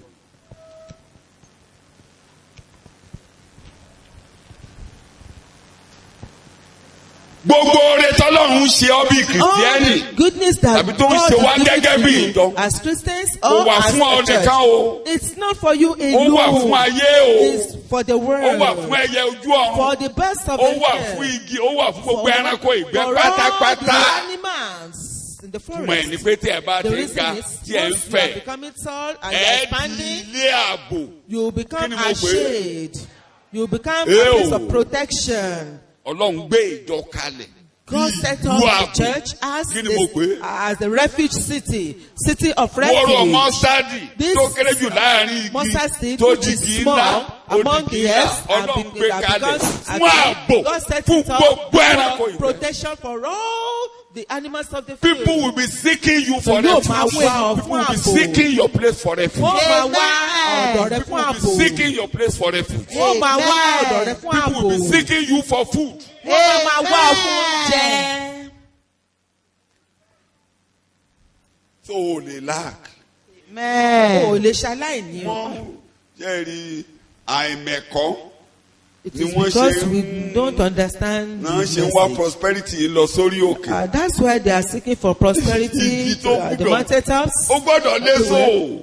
Definitely, Ew. it must have Ayé seed ajẹun lára rẹ̀. Amen. from you. They Torí will feed Ọlọ́run ló ń tọ́jú ẹ. because God that Ọlọ́run ló gbọ́ wọlé cares ọ for nínú you ọgbà is rẹ̀. God that has placed his hand upon you in the field. Ìlú ààbò ni. It's a city of refuge. Gbogbo àti sọ ní rìsíìtì so gbogbo We ẹ̀kọ́ said it ìlú ààbò even in the yé wa retreat. so kò ní jẹ́ So kí we ìlànà púpọ̀. understood the issue of city ìlú of ààbò ni. refuge. It's a city of So ìwọ refuge. gẹ́gẹ́ bí And you wúrò ọgbọ́n sádìtà gẹ́gẹ́ bí as a àgbájọpọ̀ ìjọ mustard seed ìlú or ààbò as a church, ìlú you ààbò are a city of refuge. ilé ẹ̀ gbọ́dọ̀ jẹ́ ibi ààbò Your home must be a place of ó gbọ́dọ̀ refuge. jẹ́ bí ìtura It must be a place ayé ẹ̀ of gbọ́dọ̀ refreshing. jẹ́ bí ààbò Must be a place ayé ẹ̀ of gbọ́dọ̀ jẹ́ bí refuge. ìtura fún àwọn Must èdè. be a place of comfort to people. Shout hallelujah. Hallelujah. Ibi ìkọ̀kọ̀ ọ̀gá ògo ni.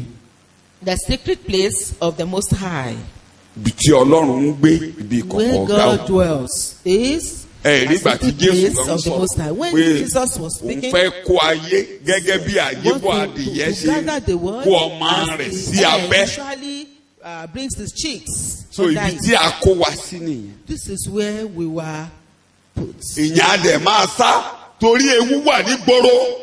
And people will definitely Ẹ má gbégbé jí fún kọ̀lọ̀kọ̀lọ̀ jẹ́ o. Pápá ní kẹyìn ọjọ́ tí ìbẹ̀rù wà ní gbòòrò. Ìbẹ̀rù wà ní gbòòrò. Ìbẹ̀rù wà ní gbòòrò. There is fear. Ọ̀dọ̀ yín náà máa wá òkú wá sí. So people will be seeking you out for Gbogbo ayé ló ń protection. retí nǹkan tíjọ máa wí. Nǹkan tíjọ máa ṣe ní àkókò wàhálà. People are expecting what the church will do during the time Níṣẹ́ of tí trouble. nílé yìí When ojú things ìjọ ni are gbogbo done ayé well, wò. people are seeking the face of the church. They were looking ó at dàbí what, òǹkọ̀wé kan, expecting àárọ̀ what inú the church ìka. will do. Àárọ̀ inú Just as a writer, Àárọ̀ ẹ̀ náà ni. according to a writer, I read it Ó ní yesterday. ẹ̀yin òbí. He said, "You parents, Ó ní òbí tó ń mu sìgá lójú ọmọ ẹ̀. a parent who's a smoker, who's sìgá nínú smoking ilé. cigarettes in Ó the ní- presence of his children, èéfín sìgá yẹn á máa influence ọmọ that yẹn. the smoke of that cigarette will be influencing the child. Á dá nǹkan sílẹ̀ nínú àgọ́ ara ẹ̀. Then it will have Àbí an kò ní dá nǹkan effect. sílẹ̀ nínú àgọ́ ara ẹ̀. It will have an effect on his nervous Physically system. gan, orí àkẹ́ torí ọmọ kẹ́ẹ̀tẹ́rì àmú sìgá kọ́mọ ẹ̀ kan má mọ sìgá mu. It's very rare to see someone who's a smoker Àárín kan and tó for his máa child not jókòó to be a sìgá. smoker as well. Orí à Ọlọ́run nìkan ló lè wọnú ilé yẹn. It's only Ká sì God that àwọn sìgá kan wà will kọ́ step máa yọ ọmọ into rẹ̀. that family for somebody who smokes cigarettes, Mo tẹ̀ lẹ́gbọ̀n kan. not to Ó mu find sìgá jù gbà tó is yá. the child or Sìgá the ò ràn children mọ́, tábà smoking ló as mu. well. Kí mo ní sìgá ò ṣe kò ṣáná tábà ló mu. I Á dẹ̀ have a rọra mú brother tábà yẹn. Tábà ló tó máa fi wé. That graduated from smoking cigarettes to tobacco. At least mo mọ méjì inú àwọn ọmọ rẹ̀. I Don't want cigar. know about 2 of his children that are smoking. They are also smokers. Ó ní tẹ́ ẹ bá ń fi ìbẹ̀rù gbélé ayé. He said, when you Ó live lè ń gbé in the ìbẹ̀rù world sínú with àwọn fear, ọmọ. Ẹgbẹ́ dèmi o, àwọn ọmọ yẹn á máa bẹ̀rù. you are planting fear in the hearts of your children. Kódà, They will become fearful Ibi tó ò of dé, many ibi things. tá à ń gbẹ́bọdé, wọ́n á Even- gbẹ́bọ. Even where you have not even taught Bá ti ń fi them, ìbẹ̀rù gbélé the ayé. extent at which you have not taught them, Olùkọ́wé yẹn they ló sọ will bẹ́ẹ̀. involve themselves in such. Mo sì gbàgbọ́, It is this mo dẹ̀ ní kó writer tọ́. that said it, and Mo I gbàgbọ́ believed dáadáa. what he said. It was the word for today. Message àárọ̀ yìí. The, Ó today's ní message in the word for today. if you are living a bitter life tó ń Tó o bá ń gbé ayé Òun wà ayé bitter. ìkorò, tó o bá ń gbé ìgbé ó ayé ó ìkorò, ló máa ná ọwọ́ Ọlọ́run that it láti will. bírèkì jíìsì yẹn nítorí pé àwọn ọmọ tẹ́ ẹ bí It's only inú the hand of bitterness God náà máa that will dàgbà sí. break the jinx, Àwọn ọmọ wọn náà máa because dàgbà the sínú children ẹ̀tanú will lọ. continue to Ó ní to Ọlọ́run grow nìkan ó in ní this ìgbà tí situation Ọlọ́run bá wá ráàyè nínú ilé yẹn until ló God máa has já a ìdè place yẹn. in that family to break the yoke. Ó bá Bíbélì mu torí It's Ísáù in it ó is in gbé tune with- ẹ̀tanú sínú àwọn. because Esau planted malice in his children's minds. Òun ló sọ Ísáù dasán. This is what made Torí made yeast Esau yẹn ò break. desolate, because Inú ẹ̀tanú yẹn ni wọ́n Job gbé. didn't break. Tó bá ní ẹ̀tanú They sẹ́nìkan were tí àwọn ọmọ bá ti living in gbà lọ́wọ́ this rẹ̀ spirit of wọ́n á malice. fi lé àwọn ọmọ wọn lọ́wọ́. Before you know Gbogbo it, ẹni the tẹ́ ẹ bá children, jẹ they yẹn, will ó now dèrò be handing dèrò. it over Inú ẹ̀tanú from ni one gbogbo ìdílé yẹn generation máa kú sí. to another, and the entire family will be destroyed in it. Bódà ìjẹ́ bẹ̀rù ni. I mean, if it is Èyí tẹ́ fear, ẹ bá ní wọ́ọ̀ tù dé ẹ̀ka àárọ̀ ẹ̀ ni. those of you that Right. have it should read it. So ó kàn sọ láàárọ̀ mo. He said this Mo máa morning torí when mo I máa read it, olùkọ́ni máa ń kẹ́kọ̀ọ́ mo máa ń kẹ́kọ̀ọ́ dáadáa. I learn a lot. Ìlú ààbò The city of ìlú refuge ìtura is a place of comfort. mo bá ń fi ń gbélé ayé Whatever you use to Tó bá ń live in bẹ̀rù. the world, if you ìdílé rẹ̀ á bẹ̀rù. fear, definitely Mo your sọ pé family will gbogbo ayé ló ń also wo fear. bọ́n ṣe ń wojú ìjọ rẹ̀. Kíjọba ti The ní entire world is gbogbo ayé náà máa ṣe àbí looking bẹ́ẹ̀ at the kọ́. church. If the church Torí àwa fears, ni ìmọ́lẹ̀ definitely nínú the world will ayé. fear. Because we are the lights in the Tẹ̀ world. máa sọ lórí yẹn lọ́jọ́ mẹ́jọ lágbára Ọlọ́run. Àwa ni gbogbo ayé ń wò pátápátá. The entire world is Ìran with us. fún ayé. We Ìran are, fún ènìyàn. Ìran fún we are àngẹ́lì. made We will dictate the space of the world. we are made to be the picture, the mirror of the world, mirror of the generation, and to dictate what will happen in the world. Bọ́lá òun ṣe ṣe igi bó ṣe ṣe wóró mọ́sítádì rẹ ni o. And this is how God made Ìlú a ààbò mustard seed, kí ni mo pè? a city of refuge. Ẹ o. A city of refuge. Nígbà tí ìlú ààbò gan bá ń sá lọ. When the city of refuge is afraid, Bó running away, làwọn ará ìyẹn ti máa rí ààbò. then what will happen to the people, Níwọ̀n gan tó jẹ́ to pé the entire people, ìwọ in the gan world, ìgbàlà ni that you, Olúwa God yàn. has made as appointing salvation, Ìwọ gan ìgbàlà àti sọ ọ́ dẹ́ni salvation, ìgbàlà. as a protection. So, Because you have ààbò been ni ọ́. given salvation, you are a protection yourself. Irú omi irú sókè àti fi kọrin. Even the waters may be Wà á ní running, ààbò wa. àti agbára lọ́wọ́lọ́wọ́. Our protection and our present. Lọ́wọ́ nígbà ìpọ́njú Our àgbé present help in the ọ̀gá time of ìwọ. trouble. We exalt you. Give you all the glory, Lord, our Father. Psalm 46 yẹn. That Ó Psalm sọ lágbára tó jẹ́ 46 wípé was powerful. gbàtúmbà ti ń kà á. That whenever Mo I máa ń read fi it, túmọ̀ little elementary geography tí mo kà. I Ní secondary school mi ò kà púpọ̀ o. Nígbà tán ń kọ́ wa ní volcanic eruption. I usually understand by gbóná, little ó ń ru sókè, ó ń fọ́, ó ń ru sókè. Ó ní odò ńlá elements of kan geography bẹ́ẹ̀ that odò ńlá kan there's a bẹ́ẹ̀ great eléyìí tó river mú there kéne. that makes Èèò the city of ó mú God inú Ọlọ́run happy, dùn. makes Ó mú inú the city Ọlọ́run of dùn. God Odò ńlá kan happy. bẹ́ẹ̀ A great ibi àbò river ní is ibi àbò there. ní It is a place of refuge. àbò ló jẹ́. You are Inú for odò ńlá protection. ló wà ń láǹkà yìí. Omi gbé e sókè. Odò Omi ńlá kan àgbé ọ wà. sókè. Amen. O gbọ́dọ̀ ga ní ayé. You must Amen. grow tall in the world. Má gbéraga o, Ọlọ́run omi tó omi ni Don't o, be omi proud. ló gbé ọ sókè o, Don't be proud. omi ni o. It is water. Ẹ bá ka Síríà yẹn, Ọlọ́run ló wà mú wálẹ̀, ó wálẹ̀, God said he would destroy it. Àsíríà wálẹ̀ tán. Bábélì tún dìde, Low. Bábélì náà tún And tóbi. Babel Ọlọ́run also ṣe ìwọ rose Bábélì, up. And God ìwọ said, Bábélì, you Babel, màá tún you sọ ọ́ délẹ̀, òun Babel, náà tó délẹ̀, Olúwa ò ní they sọ ọ́ have délẹ̀ o. make you desolate. May you not become desolate in Jesus' name. Ṣùgbọ́n ẹ rí i pé Ọlọ́run sọ pé òun á sọ ìjọ òun délẹ̀ rí. Kò sọ bẹ́ẹ̀, God has never said A that máa he ga will ni, make a you máa ga ni. desolate, but to become wàá máa tinú ògo kan dé ní go ògo at kejì. all. Amen. And go from one Wàá máa glory to tinú ibì kan dé another. ibì kejì ni. Amen. Place to Torí a ní another. olórí àlùfáà Because mi ò we ní lọ have sí a ìlú high àbò lórí priest. àti fi ṣẹ̀kọ́ retreat. I will not go A to ní the olórí city of àlùfáà tó wà láàyè. Because we have an ni mo pè? ever-living high priest. Èèò. A ní olórí àlùfáà tó wà Long as láàyè. the high priest is alive. Níwọ̀n ìgbà tí olórí Gbogbo ẹni àlùfáà bá bá sá wà sínú láàyè. ìjọ, wọ́n á rí àbò. Anyone that comes into the church Ẹni bá sá will sọ́dọ̀ find yín, á rí protection. àbò. Anyone that comes to you Ilé will rẹ̀ find gbọ́dọ̀ jẹ́ protection. ibi àbò. Your home must be a place of refuge. Jẹ́ kó yí ọmọ tó tẹnu mọ́. Understand this? I'm emphasizing it. Ọlọ́run ò fi ìjọ rẹ̀ lé èṣù lọ́wọ́. God has never handed over Ó his jù wọ́n church, sínú ayé níbi tí èṣù but ń he gbé. puts them Ẹgbẹ́ into the nìyẹn. world Mo where mọ iṣẹ́ rẹ. devil indwells. Mo mọ ibi I tó know ń your gbé, word. níbi I tí know kíni ń where gbé. you indwells. Èèò.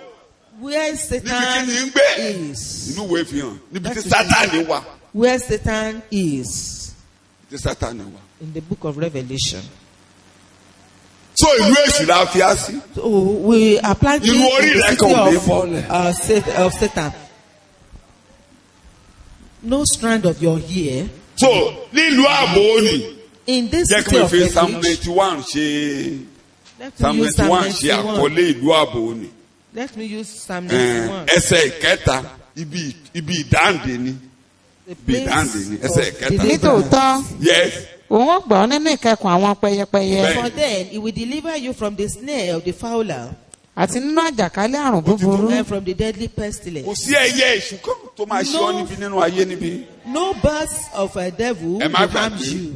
Kò ń ṣe kó ṣẹ̀ṣẹ̀ fẹ́ gbà wá. Not that he Ẹni wanted oní- to làwọn ní deliver us. ojú. Open their eyes. Tó bá ti gbọ́rọ̀, ilé Once ẹ̀ máa you jẹ́ bí heard tó the gbọ́ ẹ̀dá message, tẹ̀ ńlá. so Ojú èèyàn á máa là wà then lọ́dọ̀ rẹ̀. your eyes will Wọ́n á become kó òwú open. òkùnkùn bọ́ sí. They will be translated from Èṣù á yọwọ́ lọ́rọ̀ wọn. darkness to Bí light. èṣù ṣe yọwọ́ lọ́rọ̀ tiẹ̀, àwọn tó bá ti Remove gbọ́ the ọ̀rọ̀ stand lọ́dọ̀ rẹ̀, completely èṣù from á máa their yọwọ́ eyes. lọ́rọ̀ ayé Anyone wọn. that listens to Ẹni pé your ọjọ́ tẹ̀ word, lọ́dọ̀ Jésù the báyìí, devil will tójú remove yín his mọ́lẹ̀, hand. tẹ̀ní Because Jésù when you Olúwa, came kí to lè ṣiṣẹ́, Jesus, ó your yọwọ́. eyes Ó are yọwọ́ opened. ẹsẹ̀kẹsẹ̀ ni kì í ṣe pé Devil removes wọn ò his rí head. fomi wọn kó tó It is yọwọ́. not that you should sprinkle it with water before Pé you o remove gbọ́ his ọ̀rọ̀, head. o ní ìyè, o pe Once Jésù you have wọlé, life and ọ̀tá you rẹ̀ come in á Jesus, yí ẹ̀yìn padà. Definitely your enemy will turn his back. Lórí ọ̀rọ̀ rẹ̀, Ọlọ́run ní gbọ́ ti ọ̀tá Concerning your mọ́. case, God will not listen to the enemies. Jẹ́ kí n kó pọ̀ kó lè yá mi.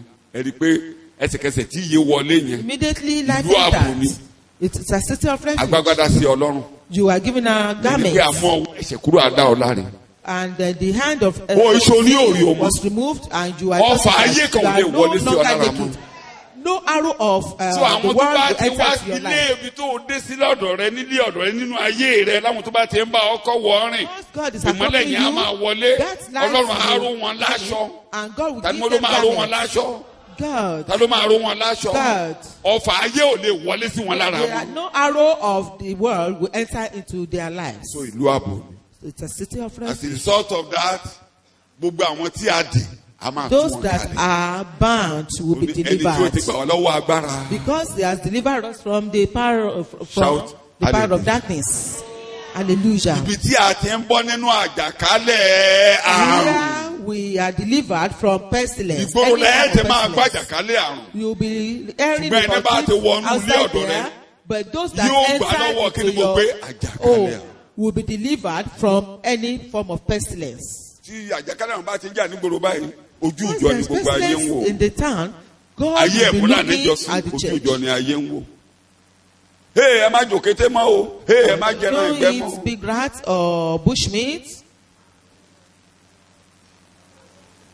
Nothing concerns about that. mọ́dẹ̀ kò kété wá fún mi nígbà yẹn máa jẹ́ o. That time, if big rats mi ò kàn was rántí pé given àwọn to jẹran me, ẹgbẹ́ ńgbà yẹn ni. I ẹ má máa jẹran couldn't ẹgbẹ́ mọ́ ẹ má remember if I jòkété mọ́ o. had bush animal, I can't. yẹyẹ Everything is just. ìlú ààbò kí ni mo pè é. It's a city of refuge. Kí ni mo pè? A city of refuge. ẹ wò gbà kan ayé yẹlò bíbá Sometimes- ẹ ló gba yẹlò bíbá bá sí ẹ ló gba yẹlò bíbá bá sí ìgbà yẹn láti ẹ̀ tí ń bímọ lọ́wọ́. You should go and Àwọn immunize àánú pákó your ń gbà children. yín.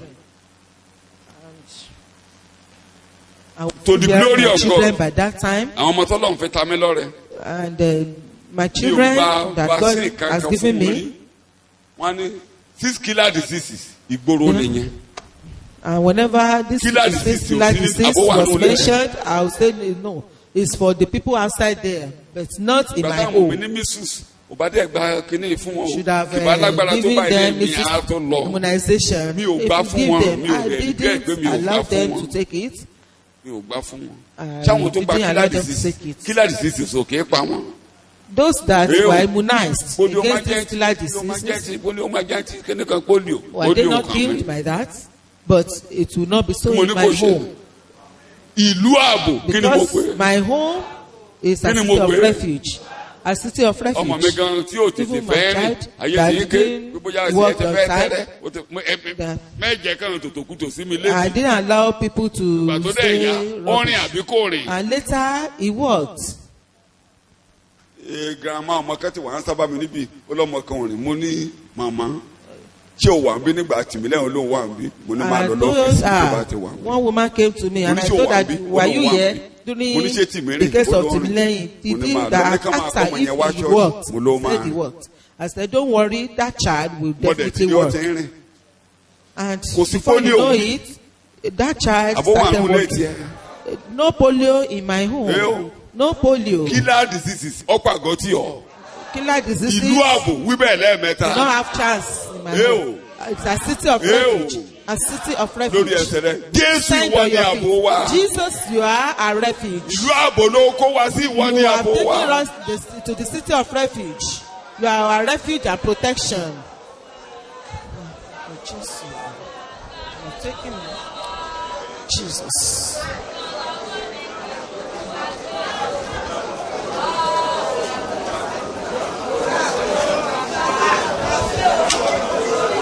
olúwa wa. Jesus name, my Lord. a máa fi ṣèjẹ́wọ́ ní ẹ̀kọ́ tí a mọ̀ ni. Confess. lábẹ́ This is òkú the májẹ̀mú confessing. lábẹ́ ẹ̀jẹ̀ ewúrẹ́ Under torí the ẹ̀jẹ̀ agbọ́dọ̀ blood màlúù of ní the ìgbàlà covenant. ní májẹ̀mú Because láéláé this cow tó gbà wọ́n là ọ̀dọ́ àgùntàn tí a fi what ẹ̀jẹ̀ rẹ̀ rà rescued àtẹrígbà them, ilé delivered them. nínú was ẹ̀jẹ̀ the ọ̀dọ́ blood àgùntàn ẹranko that was olùgbò put the nature àti of ẹ̀jẹ̀ their Jésù èwo ni bàbá. ẹ̀jẹ̀ Jésù. Out of the Ẹ̀jẹ̀ cow, Jésù. the Ew. blood of the cow, Ẹ̀jẹ̀ or that Jésù. of lọ láti orílẹ̀-èdè Jesus, sí which orílẹ̀-èdè one? lábẹ́ Rescue. ẹ̀jẹ̀ ewúrẹ́ yẹn So búburú if the kan ò entire bá wọn. nation could be delivered under the covenant of Kí the lẹ rò the pé ó blood kó wọn of the láàrin animal, àjòjá? and they were Ẹ̀jẹ̀ not ni. hurt, kí ni mo pè é? was the Ẹ̀jẹ̀. blood. ẹ̀jẹ̀ ẹran The blood of an animal, iṣẹ́ ẹ̀jẹ̀ ewúrẹ́. but not the blood of the Tàbí goat tọmọ màlúù. or that or ẹ̀jẹ̀ rẹ̀ calf. ló fi But rà mí. ẹ̀jẹ̀ máa ní. Deliver redeemed me by his blood. ló fi rà. He redeemed me by his blood. Ẹ̀jẹ̀ ní Jésù Jesus fi used his blood to redeem me. ìṣẹ̀jẹ̀ Not the blood of the goat, ẹ̀mí tọmọ or ẹ̀jẹ̀ rà ló fi rà. with his blood he purchased ibi ò me. bá wọn lójú ọ̀nà. They were not, they didn't experience bíbélì tí ẹ̀dùn ò pààrọ̀ aṣọ wọn gan anything pàápàá. harmful. nínú aginjù wilderness náà wà ibi ibẹ̀ ní ejò búburú wà láyé. There were poisonous àfìgbà snakes. tọ́lọ́run rán ejò sí wọn. Venomous snakes. Tani mo ló rán ejò God sí sent wọn? snakes to láì them. jẹ́ pọ́lọ́run rán ejò sí wọn. ejò ń rin tiẹ̀ àwọn ń rin snakes tiwọn. were doing their own, and they too were doing their own. ṣe ni wọ́n ń gba orí wọn kọjá. They were treading upon ewu them. kéwu ò bá wọn nínú ọ̀rìn àjò. No evil befell them. in the ibi journey. orí inú igbó aginjù yẹn ò ń ṣe tí wọn kò kàn wọ́n. The evil in Kódà, that wilderness ó di didn't ìtàn have any gbogbo effect on àgbáyé. them. It became Bẹ́ẹ̀ an ni history gbanú aginjù as gbogbo story yẹn that kọjá. our whole nation Bẹ́ẹ̀ bí ò bá- passed through the wilderness and they were not nínú out. aginjù yìí In ibi this ò ní bá wilderness, mi. no evil will befall you. ibi tá a kó wa sí ni. This is where we nǹkan tọ́lọ́run pè wá nìyẹn. and this is what God called àwọn ọmọ us. tí ẹtẹnú yín jáde ẹ̀ka yín. Your àwọn own tó rí ìgbàlà lọ́dọ̀ biological yín ẹ̀ka children, yín. they are your abẹ́ branches àwọn ọmọ and yín. those that came through ibi táwọn ọmọ you. yín bá wà. Your wherever your àbó children wà are, láàrin àbó wà yí they wọn are ká. protected. ẹni bá ti bá wọn kọ́ wọ́n ní ó sórí Anyone ilé. that accompanies them kí mo ló ṣe mo ló sórí mo ló ṣe is torí successful ẹ̀ka wọn jẹ́ ààbò because their branches gbogbo ẹ̀ka ẹ̀ ààbò. are shade. òun la ṣe ní kẹ́ ẹ fi bíbélì kọ́ wọn. That's why we are telling you jẹ́ káwọn that we náà máa should fa teach omi them kàn máa fa omi spiritually. jẹ́ kàn fa omi. omi Let them draw Tó bá ti fọ́ mi, àwọn water. náà máa Once they tutù. draw water, àwọn máa tutù then wọ́n they máa tutù. will etílẹ̀ ẹ be máa fi gbọ́ ìròyìn green ibi and they nígboro. will be fresh. You will just be hearing evil about what is happening in the town. Do not count. ẹ̀mí mi máa tẹnu mọ́ wa ló gbogbo ìgbà. The Holy Spirit Mo dẹ̀ fẹ́ ká máa usually tẹnu mọ́. emphasize it, and I Ẹ̀mí máa want ní you to emphasize it as well. àrùn tí ẹ̀ ń gbọ́ nígboro. That the pestilence we are bí èdè hearing àwọn àrùn outside búburú tí ẹ̀ the ń gbọ́ town, nígboro. ó ní kí ẹ máa tẹnu mọ́ pé kì í ṣe ìpín that it tiyín. is not our own Lord's. àbí bẹ́ẹ̀ kọ́ ọlọ́run ní òun ní jẹ́ káàrùn ilẹ̀ Egypt bá wọn That jà. God would not allow the díjú ẹ sickness, àwọn àrùn illness tá à ń gbọ́ nígboro of Egypt tó bá ti wọlé enter ọ̀nà into tó bá our wà ní home. kó bá lọ. ọ̀nà tó bá wà ní kó bá lọ. éèdì wà nígboro. There is AIDS. Diabetes in ń town. pààyàn bí ẹni pẹran. Diabetes is killing. kánsà ń pààyàn bí ẹni Cancer is pẹran. also killing. ẹ̀dọ̀ ń kẹ̀ nígboro. Kidney disease. Yẹn ó ṣègbín tiwa. Liver disease. It's not our own Yẹn ó portion. ṣègbín tèmi. It is not our, it's not my own Lord. àwọn àrùn yẹn ò ní bá mi gbé. Being that sick, the way at which it comes, it will go eléyìí tó by bá that ti way. wọlé kó bá ọ̀nà ogun fúnẹ́kẹ́lẹ́gùn mi níbi tó Anyone bá ló máa that bá lọ. enters should also make it fearful. olúwa wa. Amen. a bá ń gbàdúrà àdúrà báyìí. Whenever àwọn we kan are máa praying, ń nígbẹ́kẹ̀lé púpọ̀ púpọ̀ some people nínú have more mercy confidence ju in nǹkan tá à ń the sọ. mercy than what we are saying. mercy ò ní dáhùn sí o. Mercy has They are no only answer to trying. it. Wọ́n kàn ọ̀pọ̀lọpọ̀ gbìyànjú àwọn ọ̀nà tá a ti gbà ni ló different ti tún lu mọ́ wọn lọ́wọ́ tí ò rí bẹ́ẹ̀ mọ́. Use do not have any research effect. dẹ̀ ń lọ lójoojúmọ́. òun náà ṣe ní ká Researches tó máa are lo igbó báyìí. going all over the places. That's why the tó people bá are yẹ tó bá told ní kẹ́ máa mú plant gbó tí ò ní máa mú gbó báyìí. to plant Indian hemp. pé kó o fa And when you are igi. told to smoke Alright, tó bá ní kó o fi Indian hemp, igbó. you will do. India kó o fi kì gbó. wọ́n ti fi kì gbó. If you are told to use Indian wọ́n ti hemp fi kì gbó. as herbs, as Ew. local herbs, ọ̀kadì. wọ́n ti rẹ́sẹ̀ àtẹ̀mú àti India ẹ̀. but But why you you go try back? put inside a palm wine, and you will take it. they only trying. Wọ́n kàn ń gbìyànjú ṣé ni. irun tọ́lọ̀ ń sọ yìí òun ní àgbà. But what God has said is paramount. inú ìjọsìn ni mo wà. màmí I lọ́wọ́ kí n was máa in the jọ́sìn. worship. Just Tí help mo me, bá Lord, ti to ń worship. jọ́sìn, Once I'm ó worshiping, bùkún oúnjẹ mi. you will bless Ó my bùkún word, omi my mi. food, bless my Àrùn water. karùn-ún ò ní gbàgbọ́ nínú And ilé no mi. sickness, no Àwísọ disease jáde will o. enter my home. Say it out. Ràn mí lọ́wọ́ Confess kí it. n máa jọ́sìn kí n máa rìn nínú ìrìn àjò pẹ̀lú Help rẹ̀. me to worship you Àrùn and be karùn-ún filled with ní you dúró in the journey of my níbùgbé life. mi. No sickness, no Ó disease bùkún will enter oúnjẹ into mi, ó my bùkún abode. omi mi. You will bless my food and water. Jésù Olúwa wa máa ń wo àwọn not ìjìnlẹ̀ say ń lọ. that. Ìgbà kan wà tán ní ká má jẹyin mọ́ rárá. There was a time we were told not to eat máa egg. Later they said we should Mo be kà á. eating it. Ìgbà kan ní ká I má read jẹ. it. Ìṣetán tó ní ká máa jẹ ìkódà. Then when we were told to Pé eat nísìnyí, it, but íńtánẹ́ẹ̀tì ti sáyé dẹ̀rọ̀. Lọ gógó ẹ̀yìn Internet, báyìí wà ní ká go máa and jẹyin kó Google máa it. jẹyin. Mo dẹ̀ fẹ́ kó o mọ̀ kò sí oúnjẹ kan tó no o bá food gógó that tí you wọn ò ní Google, sọ ewu tó wà nù ẹ̀ fún. they will tell you the hazards in it. Lọ gógó gàrí If you wà á Google rí ewu tó Gary, wà ń bẹ̀. you will see the dangers inherent. Àwa tó fẹ́ràn iyán yìí lọ gógó padà To níyàwó. those of us that Wọ́n á love fún ẹ ní pounded àwọn jam, kòkòrò tó ń ti they ní iṣu will tell jáde. you some jams Tó bá aṣọra ò ní jẹ in the ṣùgbọ́n. pounded jam. If care is not taken, you will not eat yam again. Lọ gógó ilá bẹ́ẹ̀ la ṣe dáa tó. Go and Google Wọ́n á mú àrùn bẹ̀ jáde. okra. They will still tell you the dangers inherent in So, it. èdè tí bíbélì lò ní. The thing Òun ló máa ń that- dàbẹ́ ni pé wèrè ni mí láti kékeré nínú that, ìgbàgbọ́. the scripture Kódà mo máa sọ use, fọ́lọ́run pé I do wèrè tell mi yẹn God pé mi. It's better Jẹ́ kí mi that túbọ̀ máa ya wèrè ń lọ títí màá fi kú help òbí. me to become a Torí fool ohun tí mo like fi ń that. gbélé ayé láti ayé báyé This ni is what I pé used to live tí n my bá ti gbó life. oúnjẹ lọ́wọ́ Whenever wàá I bùkún hold oúnjẹ yìí. food in my hand, Tún bá ti I will gbómi pray that wàá you bùkún omi bless yìí. this Àrùn food and àrùn water. tó bá oúnjẹ ẹ̀kọ́ wọn ni kò ní bá mi jà. Disease that accompanies the food Tẹ́lẹ̀ will ẹ̀bẹ̀ never kó ń bẹ hurt àrùn tó ń me. bọ́ oúnjẹ ẹ̀kọ́ wọn ni kò ní bá mi jà. It will not hurt Torí me ìlú ààbò ni mo wà. because I'm in the city of refuge. Àrùn tó ń bọ́ oúnjẹ ẹ̀kọ́ wọn ni kò ní bá The mi jà. disease that accompanies food will not have effect on me.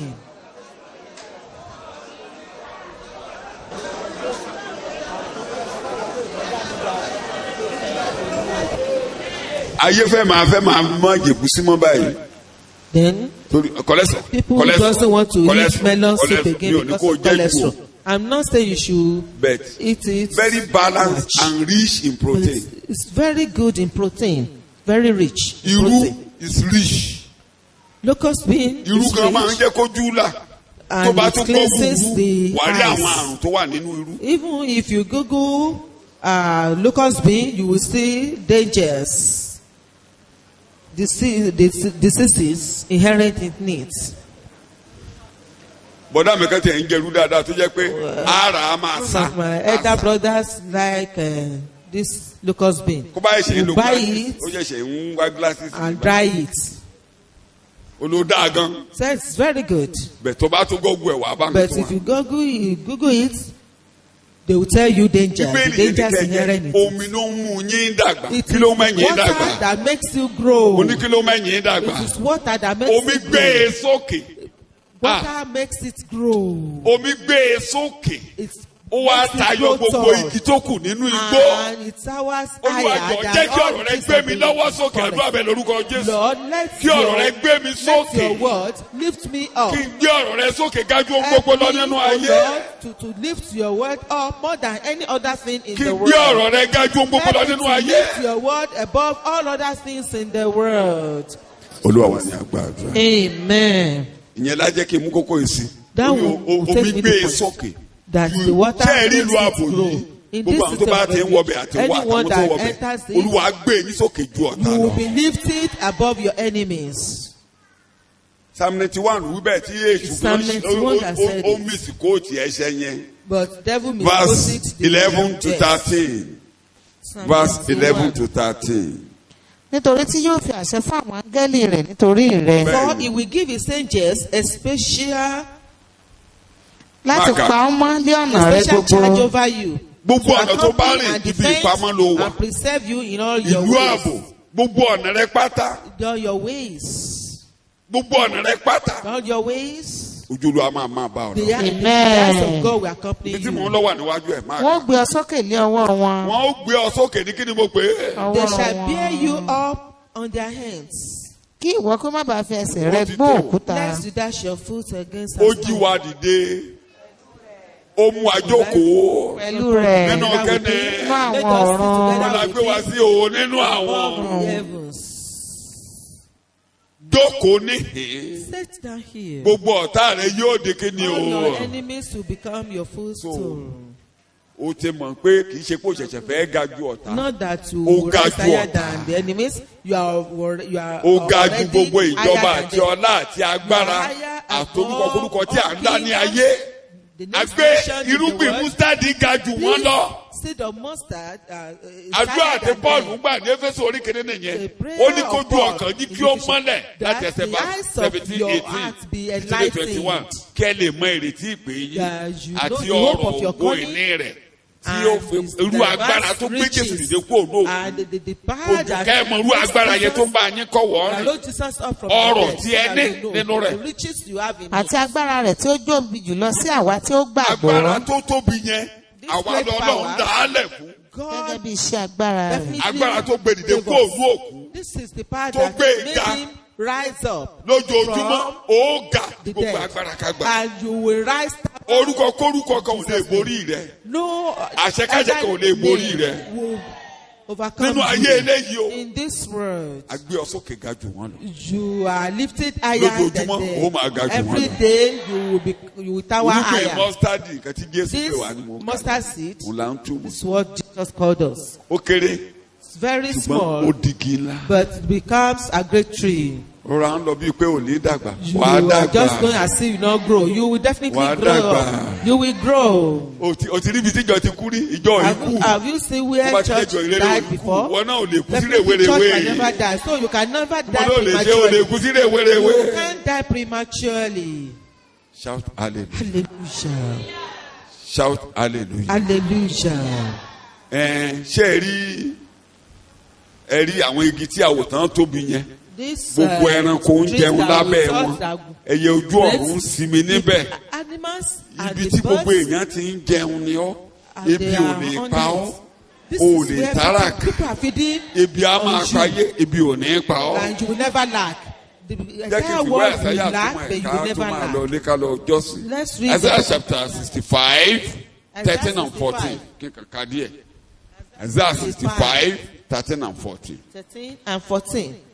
nítorí náà báyìí ni olúwa jehova wí. Therefore, thus says the Lord God, kíyèsí behold, àwọn ìránṣẹ́ mi ó jẹun my servants shall eat, ṣùgbọ́n ebi ó pa but you ẹ̀yin. shall be àwọn ọmọ hungry. tèmi àwọn My tó wà children. nílùú ààbò Those ẹ jẹun. you will eat. bẹ́ẹ̀ nínú aginjù wọ́n jẹ àbí wọn ò In the jẹun wilderness, did they eat or not?